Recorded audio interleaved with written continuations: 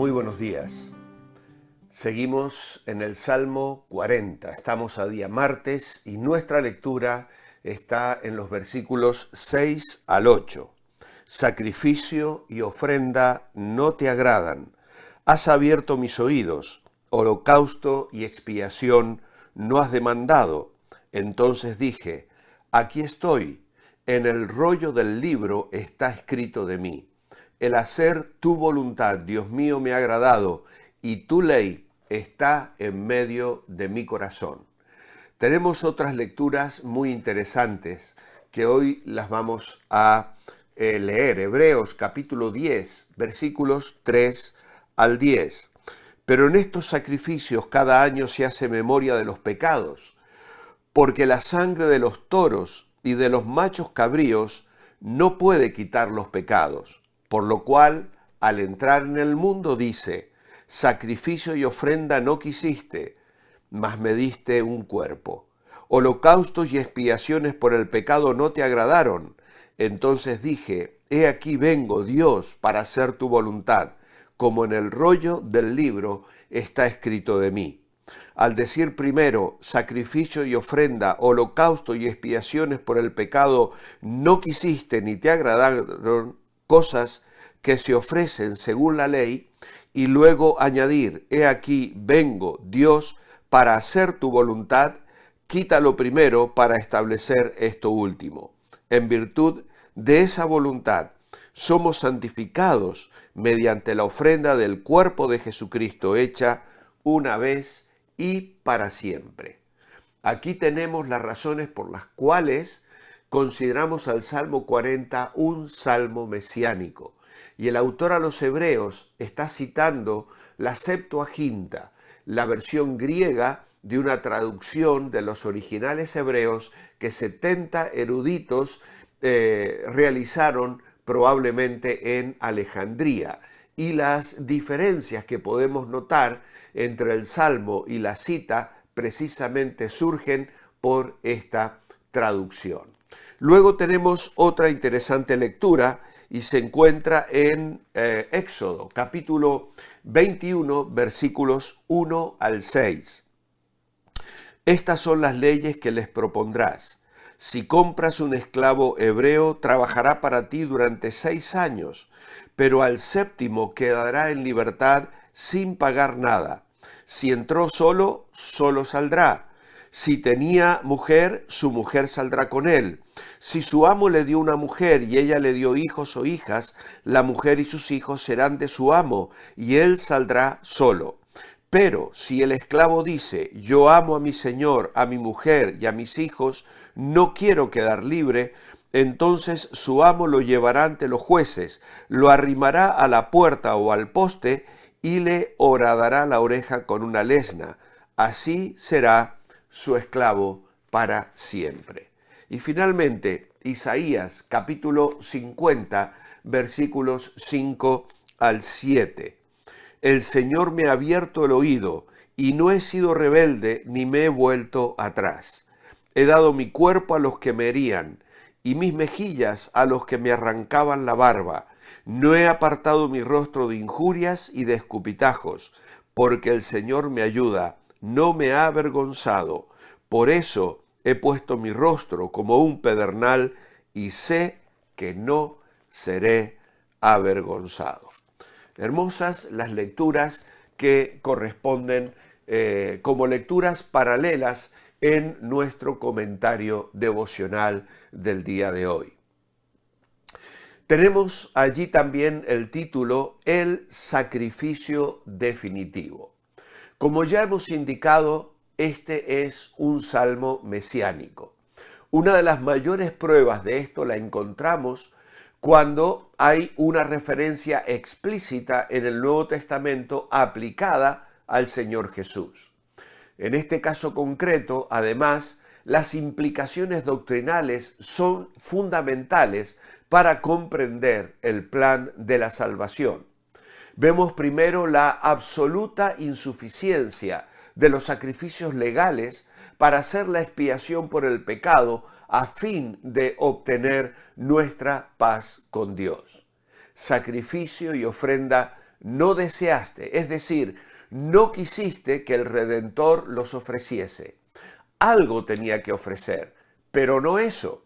Hebreos 8:3 dice, porque todo sumo sacerdote está constituido para presentar ofrendas y sacrificios, por lo cual es necesario que también éste tenga algo que ofrecer.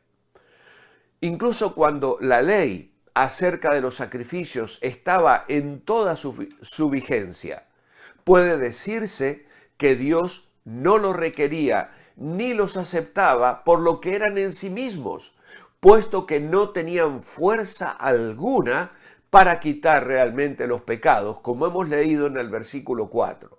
Por tanto, no podían satisfacer a la justicia de Dios. La vida de una oveja o de un buey, que tiene mucho menos valor que la vida de un hombre, dijo el Señor Jesús en Mateo capítulo 12, versículo 12, no podía en modo alguno equivaler al precio requerido para nuestra redención. Y creo que aquí es oportuno que vayamos a la carta de 1 Pedro, capítulo 1, versículo 18 al 20, donde leemos lo siguiente. Bien sabéis que fuisteis rescatados de una vida sin sentido, la cual heredasteis de vuestros padres, no con cosas corruptibles como oro o plata, sino con la sangre preciosa de Cristo, como de un cordero, sin mancha y sin contaminación. Ya estaba destinado desde antes de la creación del mundo, pero ha sido manifestado en estos últimos tiempos por amor a vosotros.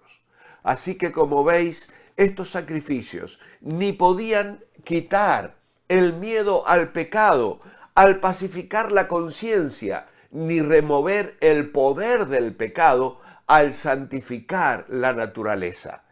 Todo su valor consistía en su referencia señalando a Jesucristo, al sacrificio de Jesucristo, ya que de él eran figura y sombra, símbolos en que poner a prueba la fe y la obediencia del pueblo de Dios. Pero había de llegar la sustancia, la realidad, que es Cristo, capaz de dar a Dios la gloria y a los hombres la gracia que aquellos sacrificios no podían por sí mismos ofrecer ni darnos. Algunas personas, al leer el Antiguo Testamento, describen a Dios como un tirano sanguinario que se deleita en ver sangre y el sufrimiento de los animales. Pero el Mesías viene al mundo, como hemos leído en el Salmo 40 y en Hebreos 10, y le dice al Padre que los sacrificios no le habían agradado, pero que le preparó un cuerpo para que la segunda persona de la Trinidad, cumpliendo la voluntad del Padre, se hiciera humano y se convirtiera en el sacrificio perfecto y definitivo. Y las maravillosas consecuencias de ese sacrificio las podemos leer allí en Hebreos capítulo 10, versículo 10. Él se ofreció de una vez y para siempre. Y ya no hace falta que nosotros ofrezcamos sacrificios, sino que confiemos en la obra que Cristo hizo a nuestro favor. Por otro lado, el versículo 6 hace referencia a un pacto que se establecía entre un siervo y su amo, por el que el primero podía renunciar a su derecho y ser libre. En ese caso se le realizaba públicamente un agujero en la oreja, que indicaba que aquella persona aceptaba voluntariamente ser sierva de la otra. Y esto es un hermoso cuadro de entrega, como lo hemos destacado el domingo. Nosotros también notamos que el nacimiento de Cristo estaba escrito en el libro. La primera promesa de esto se halla en Génesis 3:15, donde Dios anunció que de la simiente de la mujer, no del hombre, sino de un nacimiento virginal, derrotaría a la simiente de Satanás. Más adelante Dios le anunció a Abraham que el Salvador vendría mediante los judíos y luego le reveló que vendría de la tribu de Judá. En Isaías 7:14 anunció el nacimiento virginal y Miqueas 5:2 informó que el pueblo que vendría sería de Belén. Y estos textos los solemos mencionar mucho alrededor de la Navidad.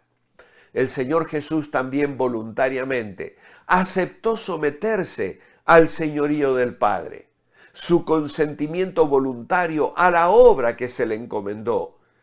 Dice entonces, aquí estoy, yo voy. Como si él dijese, puesto que no desea sacrificio, ni ofrenda, ni holocausto, ni expiación, aquí me tienes a mí, decidido a entrar en lucha con los poderes de las tinieblas y mirar por el interés de tu gloria y de tu reino, antes que dejar sin hacer la obra de la redención. Aquí me tienes, dispuesto a ser enviado al mundo cuando se cumpla la plenitud de los tiempos. Para todos los santos del Antiguo Testamento, dice el Señor, seré el que viene. Si tú te detienes a mirar las páginas del Antiguo Testamento, hay un grito que sobresale, alguien vendrá, alguien vendrá, alguien vendrá. Y esto luego se repite en Mateo 11, en Lucas 7, incluso le van a preguntar al Señor, ¿eres tú el que había de venir? De parte de Juan el Bautista se le pregunta, ¿eres tú el que había de venir o esperaremos a otro? Pero era Él, el Señor, era Jesús de Nazaret. Y en su caso no le horadaron los oídos, sino su costado, sus manos y sus pies. Y como vemos cuando Él se presenta ya resucitado, que extiende sus manos delante de Tomás, son marcas que llevará por la eternidad. Y le invita a extender su mano y meterla en su costado. Es hermosa la comparación del siervo, que pudiendo quedar libre, porque ha llegado el momento de su libertad, escoge la servidumbre perpetua por amor a su esposa e hijos, no queriendo dejarlos atrás. El gozo con que el Señor toma sobre sí esta empresa, habiéndose ofrecido voluntariamente a ella, no le volvió después la espalda, ni se desanimó porque la obra iba a ser costosa, sino que la llevó a cabo gozoso y feliz, satisfecho. El hacer tu voluntad, Dios mío, me ha agradado y tu ley está en medio de mi corazón. Y como hemos dicho, esta frase no está citada literalmente en Hebreos 17, pero el gozo con que Cristo cumplió la voluntad del Padre en la obra de la redención queda registrado en Isaías 53:11. Verá el fruto de la aflicción de su alma y quedará satisfecho. Hebreos 12:2, por el gozo puesto delante de él, sufrió la cruz, menospreciando el oprobio. Entendemos la importancia del sacrificio de Cristo como ofrenda única y definitiva por nuestros pecados. Puedes aplicar esta enseñanza hoy a tu vida y experimentar a su vez el gozo de vivir en el centro de la voluntad de Dios. Mi oración escrita esta mañana es, amado Padre, ¿qué ejemplo tenemos en Jesús? Él vino voluntariamente para hacer el sacrificio definitivo. Él recibió sobre su cuerpo el castigo de nuestro pecado y las huellas de aquel sacrificio perdurarán por la eternidad para que podamos recordar siempre su entrega y su amor. Hoy le alabamos, adoramos y exaltamos con todo nuestro corazón, diciéndole al Padre, gracias, gracias, gracias por Jesús. En su nombre, amén. Que el Señor os bendiga. Os espero mañana. Manteneos bendecibles.